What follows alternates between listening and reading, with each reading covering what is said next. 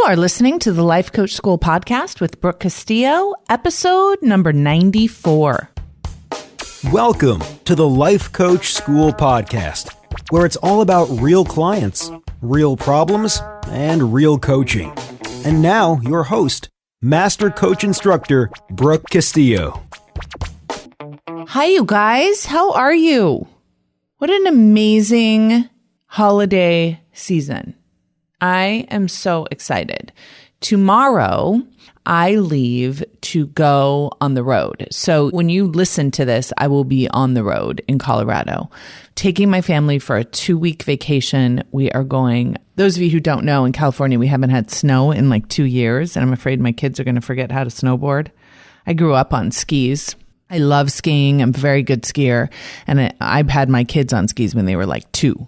So they're very good at snowboarding and they love it. And it's the one thing that all 4 of us really enjoy doing together. So I decided we were all going to go. I got a place right on the mountain and we are going to ski for 2 weeks. We're spending Christmas there. We have all the packages that we're going to pile up in the car and head out. So I am very excited. And it's been just kind of relaxing, we didn't really decorate our house because we're just leaving. And so it's been like a non-hustle and bustle kind of holiday so far. And I'm really loving that. And I think that will just continue because we're going to be traveling and skiing and enjoying. So I hope you guys all have an amazing Christmas. And if you're listening to this in July, I hope that you're having an amazing July. It's a little chilly here in California, which is kind of fun. I have like this big, furry coat on. Fake fur, of course. Okay, so today we're going to talk about practicing thinking. One of the things that I talk about with my students is thinking new thoughts, right? Your thoughts create your feelings, create your actions, create your results. So most of us want to think new thoughts. We want to practice thinking new things so we can create new feelings, we can create new actions and new results.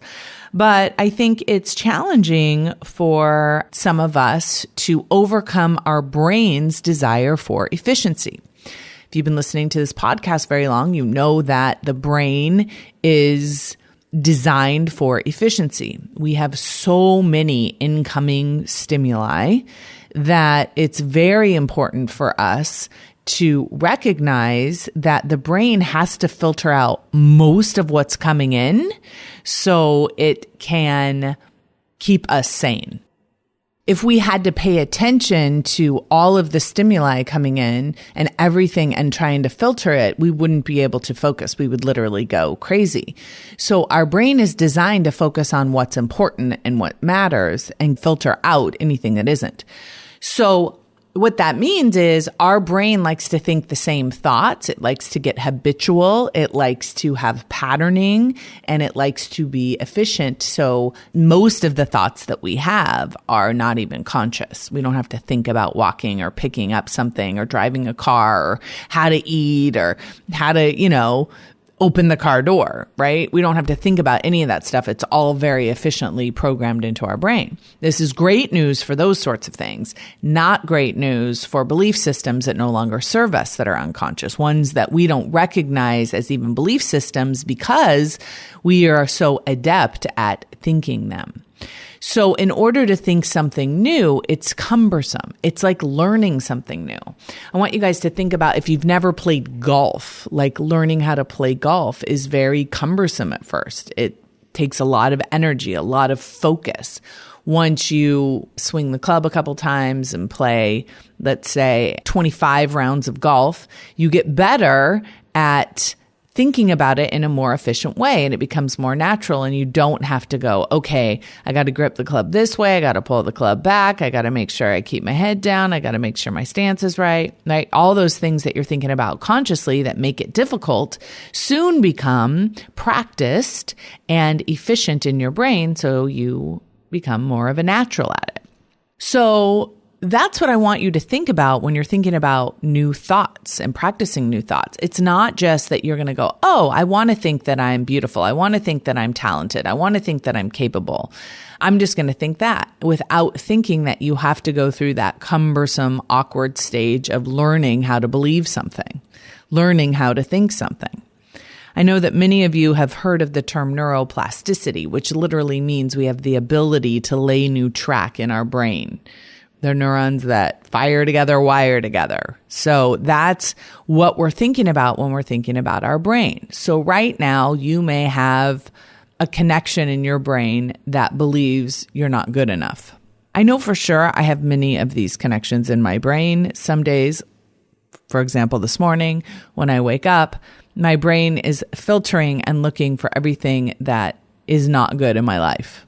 Everything that didn't go well yesterday and everything that's not going to go well today. Really? That's what I have to wake up to? That's what my brain wants to filter and look for. So I have to consciously pay attention to what my brain is doing. Like I said many times, it's a toddler with a knife, right? It's innocently running around, not trying to hurt anybody, but it is. And so I have to redirect it. I have to tell it what to think. I have to practice new thoughts. And I want to offer that I have given you some tools in how to do this. One of them is to do thought downloads with whatever's in your brain, which means you sit down and you write down everything that's in there, like emptying out a purse. And then you proceed to run models on a few of those thoughts and then create new models of things you want to believe. So when you decide consciously what you want to believe and you practice it enough, then it becomes unconscious. Okay. So it's kind of like a 3-step process. You see what you're currently thinking, you change it to what you want to be thinking, and then you practice what you want to be thinking on a regular basis until it becomes unconscious, till it becomes natural. So what are the ways of doing this, right? So decide first what you want to feel, create, and do. Decide on the thoughts you need to believe in order to create and feel and do what it is you want to do. Then make a list of those thoughts. And you have to tune in and check in with those thoughts and make sure that they're believable.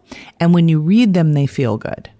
Now, the reason why I say this is sometimes people try to go from a very negative thought pattern to a very positive thought pattern, and all that happens is a lot of negativity. So if you go from I hate my body to I love my body, it's beautiful, and there are unicorns everywhere, right? You're never going to get to the place where you believe that. So all you're going to hear is, no, there aren't. No, you're not. No, there aren't. No, you're not. Right? And so that's what you will be reinforcing, the negative side of it. So I've offered this before. You can go from I hate my body to I have a body. And you can practice that thought until you're able to kind of drop into this new thought patterning. Then maybe you could switch to I have a body with the potential to be thin. Right? That you can believe. Then maybe you move to, I have a body that is thin, and you can start believing that even before you get there, right? But you have to many times go gradually to that place. So the way that I teach this is you think about the thoughts you want to think, and then you write them all down. Now, one of the things that really helps the mind focus is setting goals. And setting goals and writing them in a present day tense. So for example, it is 2017, January. I have just completed a year of business where I generated $2 million. I am in the process of working with my bookkeeper and my accountant to pay my taxes or whatever, right? So you align with that, you can believe it, you can be in that space of where that may be true for you, okay? And you can connect with those feelings and connect with the truth of that statement. Now, for some of you, $2 million is nowhere near. For some of you, that's not enough money. But for some of you, you can say, it's 2017, I'm at home, I have my 2 children there, and I'm married. Right? You can believe that that's true, especially if you're married and you already have 2 children. You're pretty dang sure that you're going to have 2 children and be married in a year for most of you, right? And so you can practice visualizing and practice thinking thoughts in that way, in a way where you really genuinely do believe that that's where you will be. And then you can start adding in more details. One of the things that I have done, and I got this from the Success Principles book. I have a podcast on the success principles, and I'll link to it in the show notes. I highly recommend that book.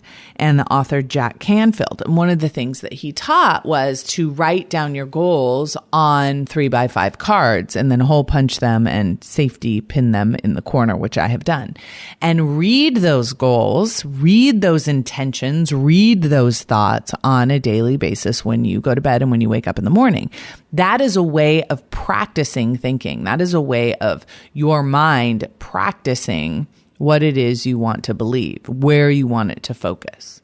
The other thing you can do is write down the list of thoughts that you want to believe and practice reading them. Have them on a 3x5 card. Put them in your purse. Put them on your phone, right? You could make it so every time you log into your computer or before you ever go on to Facebook, you have to read the list of thoughts you want to believe.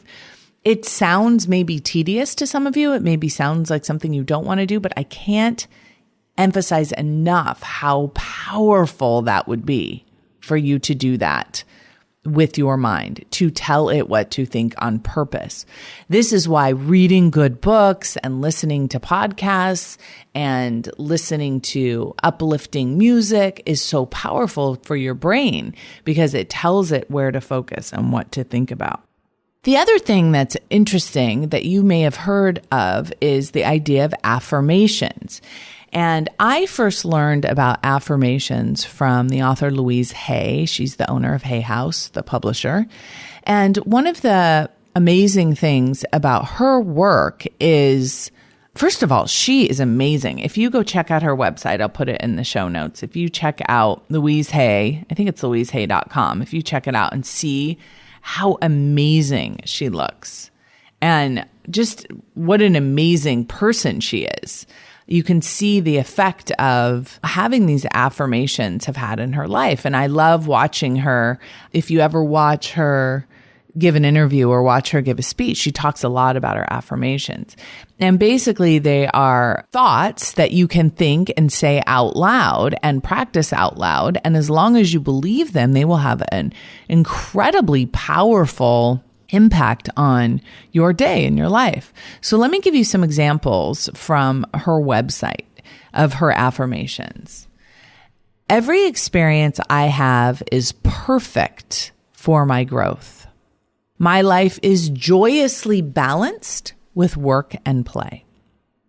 I am unlimited in my wealth in all areas of my life. All areas are abundant and fulfilling. My heart is open. I speak with loving words. I forgive everyone in my past for all perceived wrongs. I release them with love. I am grateful for my healthy body. I love life. I feel safe in the rhythm and flow of ever-changing life. My income is constantly increasing. Life supports me in every possible way. I am worth loving. There is love all around me.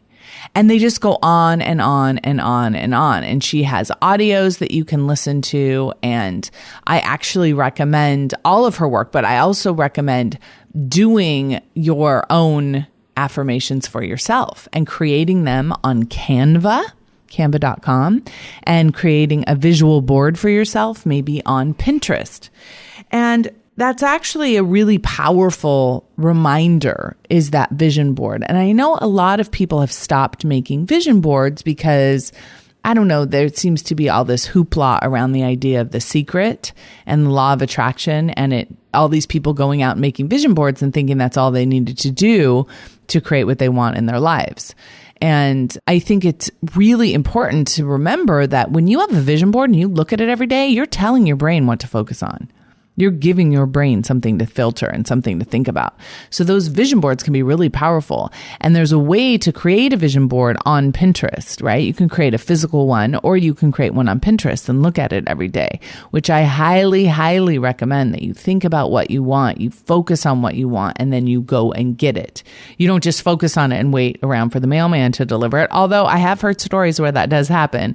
It's certainly better than not focusing on anything you want. right? Creating the result you want by focusing on exactly what it is and then creating a plan to get it, which I've talked a lot about on this podcast, right? The choices that you make will determine whether you get what you want or not. And if you're very serious about getting something, you will go and you will get it. I am the kind of person that if I create a goal and I write it down and I'm committed to it, I go get it.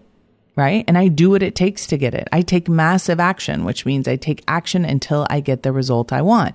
The obstacles and things that are in my way don't stop me from getting what it is I want. So really powerful reminders, going and, listening to audios or looking at Louise Hay's wisdom cards for some ideas can be really powerful, but you can also create those for yourself. You can also create those audios for yourself to listen to on your own phone, right? In your own voice. And I think that really helps you establish a relationship with yourself. And memorizing the thoughts you want to think, repeating the thoughts you want to think, reading the thoughts you want to think, and writing them down. One of the practices that I highly encourage that you take up is sitting down and writing down the thoughts you want to believe, writing down what you want, writing down all the positive things in your life that you want and that you have, and writing down all the positive things in your life that you want and that you're going to create in your life.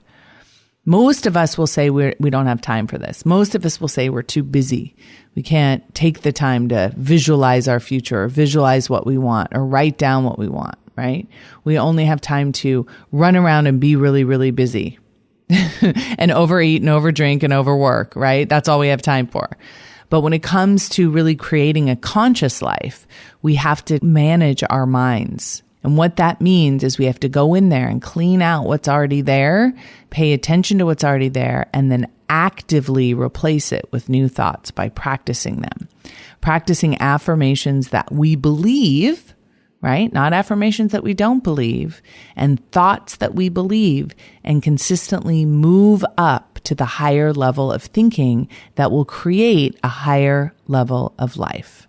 So I would love to know how this goes. Come over to thelifecoachschool.com/94, the number 94, and tell me what your affirmations are, what your new thoughts are that you want to think, how you believe them, and how they feel when you think them.